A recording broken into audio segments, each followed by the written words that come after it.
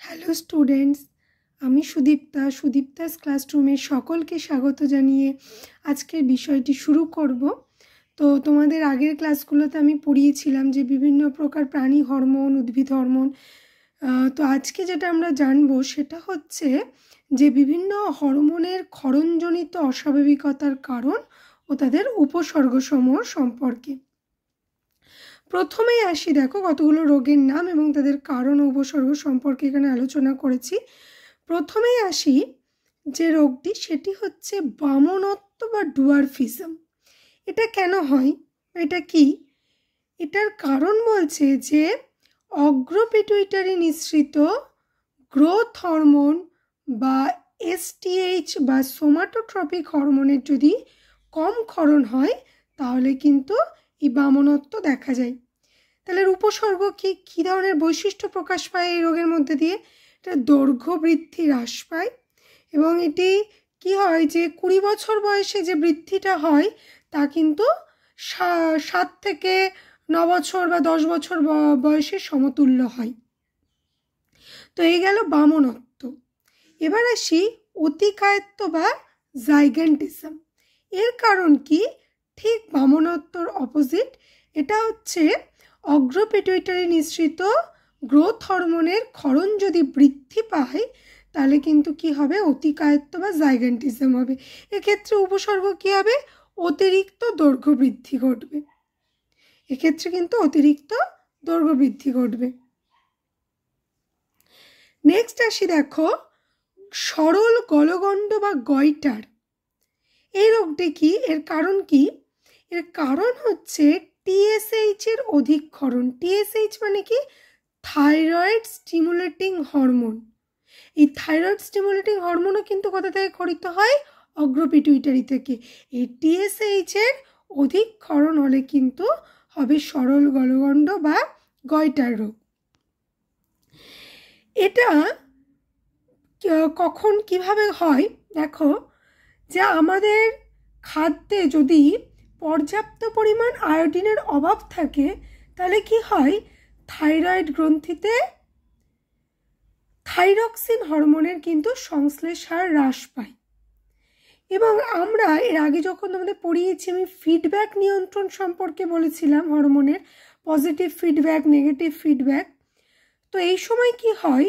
যখন thyroxine hormone ক্ষরণ হ্রাস পায় তখন পজিটিভ ফিডব্যাক নিয়ন্ত্রণের মাধ্যমে কিন্তু পিটুইটারি গ্রন্থি থেকে টিএসএইচ হরমোনের ক্ষরণ মাত্রা বৃদ্ধি পায় এবং এর প্রভাবে থাইরয়েড গ্রন্থির আকার বৃদ্ধি পায় এবং এই সরল গলগণ্ড বা গয়টার রোগের কিন্তু সৃষ্টি হয়। এবার এটা দেখা পাহাড়ি অঞ্চলের প্রকোপটা বেশি। তার কারণ কি? কারণ পাহাড়ি অঞ্চলের মাটিতে কিন্তু আয়োডিনের অভাব থাকে, আয়োডিনের পরিমাণ কম থাকে। এই জন্য ওই অঞ্চলের মানুষদের ক্ষেত্রে কিন্তু এই রোগটির অধিক প্রকোপ লক্ষ্য করা যায়। তো এর উপসর্গ কি হবে? থাইরয়েড গ্রন্থির আকার আয়তন বৃদ্ধি পাবে, হৃদগতি হ্রাস পাবে, বিএমআর হ্রাস পাবে। বিএমআর মানে কি? বেসাল মেটাবলিক রেট বা মৌল বিপাকীয় হার। এবার আসি, দেখো নেক্সট হচ্ছে রোগ গ্রেভস বর্ণিত রোগ বা বহিঃচক্ষু গয়টার। এর আগে জানলাম সরল গলগণ্ড বা গয়টার, এটি হচ্ছে গ্রেভস বর্ণিত রোগ বা বহিঃচক্ষু গয়টার। এটা কি? এটা হচ্ছে ওটা টিএসএইচ এর অধিকক্ষরণে হয়েছিল, এটা হবে থাইরক্সিন হরমোনের অধিকক্ষরণের ফলে। এবং এর ফলে এর উপসর্গ কি? এক্ষেত্রে কিন্তু আক্রান্ত রোগীর অক্ষিগোলকগুলি অত্যন্ত বৃহৎ আকারের হবে এবং যেন মনে হবে যেন অক্ষিকোটর থেকে যেন ঠিকরে বেরিয়ে আসছে। এই জন্য কিন্তু এর অপর নাম বহিঃচক্ষু গয়টার।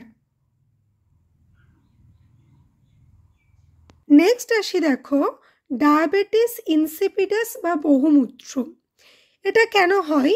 এটা পশ্চাৎ পিটুইটারি থেকে এডিএইচ হরমোনের কম ক্ষরণের ফলে, এডিএইচ বা অ্যান্টিডাইউরেটিক হরমোন বা ভ্যাসোপ্রেসিন হরমোনের কম ক্ষরণের ফলে কিন্তু এই ডায়াবেটিস ইনসিপিডাস বা বহুমূত্র রোগ লক্ষণ দেখা যায়।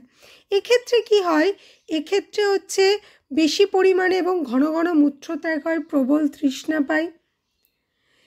এই এডিএইচ হরমোনটা কি হয়, এডিএইচ হরমোনের প্রভাবে আমাদের বৃক্কীয় নালিকার কিন্তু পুনঃশোষণ ক্ষমতা হ্রাস পায়, এই জন্য কিন্তু এই উপসর্গগুলি দেখা যায়। নেক্সট আসি ডায়াবেটিস মেলিটাস বা মধুমেহ। এটা কি, এটা হচ্ছে অগ্নাশয়ের বিটা কোষ থেকে নিঃসৃত ইনসুলিন হরমোনের কম ক্ষরণে কিন্তু এই রোগ হয়।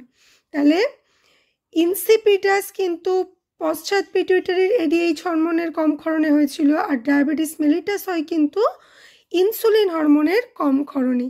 এক্ষেত্রে কি হয়, এক্ষেত্রে কিন্তু রক্তে শর্করার পরিমাণ বেড়ে যায়, অতিরিক্ত তৃষ্ণা, অতিরিক্ত খিদে পাওয়া, এই লক্ষণগুলো কিন্তু দেখা যায়।